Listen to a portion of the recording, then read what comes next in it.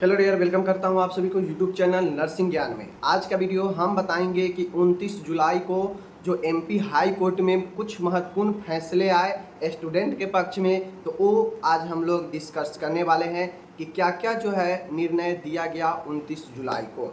एक एक करके समझेंगे। सबसे पहले जितने भी नए लोग हैं सब्सक्राइब कर लीजिए, एक एक अपडेट के लिए, हर एक चीज़ के लिए आपको यहाँ पे बताया जाता है। सबसे पहले मैं बात आप लोग को ये बता दूँ कि निरंतर जो है हियरिंग चल रहा है कोर्ट में। 29 जुलाई को जो सुनवाई हुई उसमें बहुत सारे अहम फैसले आए।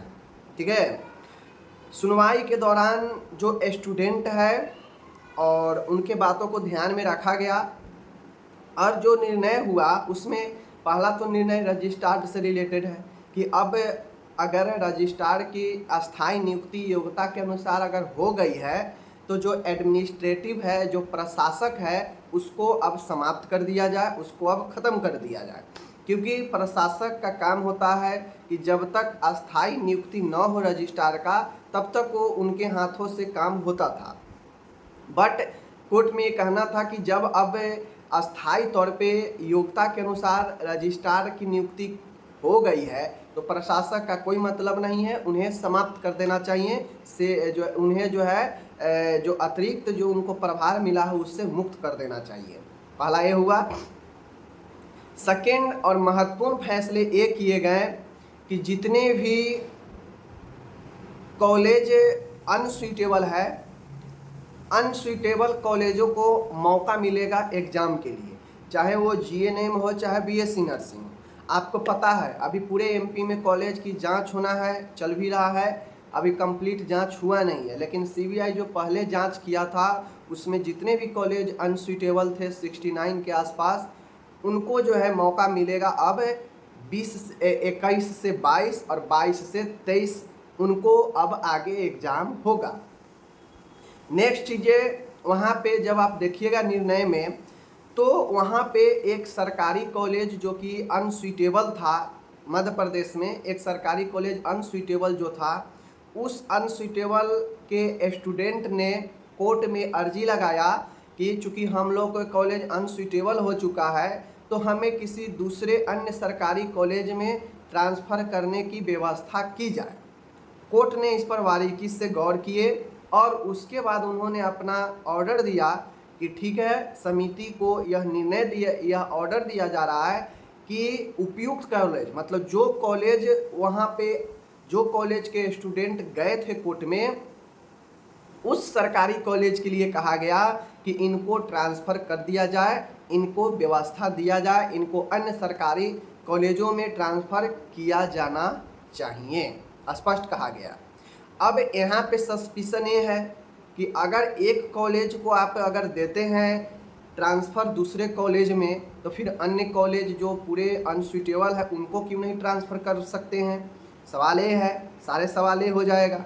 तो मैं यहाँ पे कह दूँ, आप लोग तमाम न्यूज़ में देखते होंगे कि वहाँ पे कहा जा रहा है कि अब स्टूडेंट को ट्रांसफ़र कर दिया जाएगा। सभी कॉलेज के ट्रांसफ़र की बात नहीं किया गया है। जो सरकारी कॉलेज के स्टूडेंट अर्जी लगाया था कोर्ट में, उनका वहाँ पे बात किया गया है कि इन सरकारी कॉलेज के स्टूडेंट छात्र छात्राओं को अन्य सरकारी में ट्रांसफ़र किया जाना चाहिए। कोर्ट ने ऑर्डर दे दिया समिति को, अब उनका ट्रांसफ़र हो जाएगा, व्यवस्था देखा जाएगा कि किस कॉलेज में कितना को शिफ्ट किया जाए, वो कॉलेज को हो जाएगा।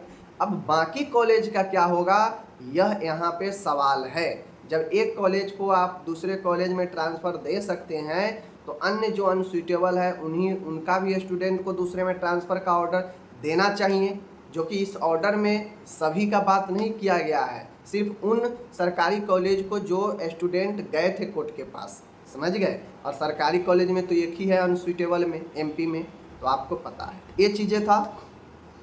सबसे महत्वपूर्ण फैसला जो है वो अब आता है, कोर्ट में बजाबते कहा गया कि नर्सिंग काउंसिल हो या फिर एमपी एमएसयू हो, दोनों को अपने अपने छात्रों को 21 से 22 और 22 से 23 सेशन के लिए इनरोलमेंट किया जाना चाहिए, उसके लिए पोर्टल खोला जाना चाहिए। आपको पता होगा कि जीएनएम के लिए, एएनएम के लिए जो है आपके पोर्टल खोला गया था एमपी एनआरसी के द्वारा, लेकिन वहाँ पे मात्र 132 कॉलेजों का ही जो है इनरोलमेंट किया गया और उसी स्टूडेंट का जो है इनरोलमेंट जिसका होगा उसी का एग्ज़ाम होगा। तो यहाँ पे कोर्ट में अर्जी लगाया गया कि आगे भविष्य में कोई समस्या न हो तो इसके लिए पोर्टल खोला जाए और पोर्टल खोलने के साथ में इनरोलमेंट हो और आगे एग्ज़ाम स्टूडेंट दे सके 21 से 22 और 22 से 23 का। तो एमपीएनआरसी में 21 से 22 का तो हो चुका है, अब 22 से 23 का बाकी है। तो उम्मीद है जितने भी स्टूडेंट का इनरोलमेंट नहीं हुआ था, उम्मीद है कि उनका इनरोलमेंट होगा और जल्द ही जो है पोर्टल खोला जाएगा इनरोलमेंट के लिए। ठीक है, यहाँ पे नर्सिंग काउंसिल और एमपीएमएसयू दोनों का बात किया गया है। ऑर्डर देखिएगा तो लिखा है वहाँ पे एमपी नर्सिंग स्लैश, ठीक है, स्लैश एमपीएमएसयू दोनों को कहा गया है कि अपना अपना पोर्टल खोलने के लिए और इनरोलमेंट करने के लिए। ठीक है, जिससे स्टूडेंट जो 22 से 23 वाले हैं एमपीएनआरसी के, उनका इनरोलमेंट होगा और फिर उनका आगे एग्ज़ाम होगा। तो माय डियर, एक खुशी की बात है 22 से 23 के लिए कि उनका इनरोलमेंट होने वाला है, पोर्टल खुलने वाला है और उनके लिए जो समस्या था वह पहला समस्या यहाँ पे लगभग समाप्त दिख रहा है। ठीक है, क्योंकि इनरोलमेंट अगर सबका हो जाएगा तो एग्ज़ाम होगा ही होगा। तो ये यहाँ पे जो है आपका सबसे बड़ी खबर था।